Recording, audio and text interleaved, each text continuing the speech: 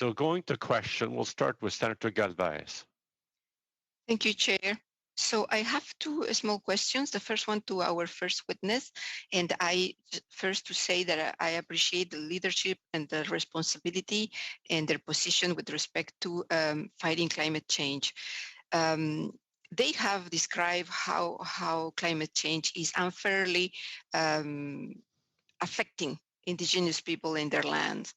But I would like to ask them if they want to expand on these impacts, but also talk about why it's so important that they have declared a climate emergency with respect to next and future generations. And then I will have a second question for Leah after this. Thank you. Okay, and that's addressed to the first, yes, the first. George Wilson. Okay. Thank you, Senator. As for Tsleil-Waututh coming here to give you our recommendations, I just wanted to say that our Indigenous populations all have a responsibility to our land and our water. It's so important for us to protect where and however we can, because it isn't just for us, it's for the generations that will follow. So we can't leave all of this on the shoulders of our children and our grandchildren. We must act now.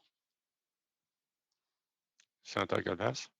Yes. So for the second witness, Lisa, you seem to know a lot about the carbon removal, and I am very surprised. But I would like to ask you.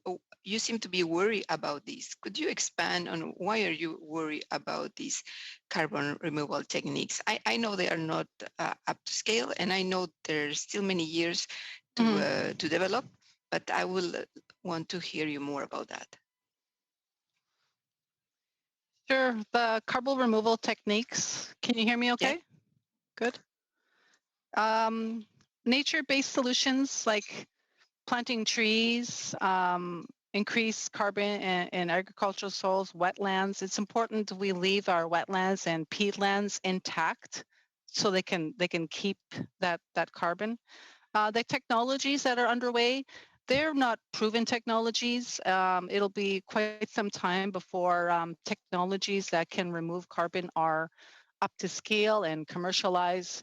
But more importantly, all the technologies we see proposed in this region, they also have effects on our way of life. And there's a lot of complications with developing these oil sands in a safe manner and costly. Did I answer your question? Okay.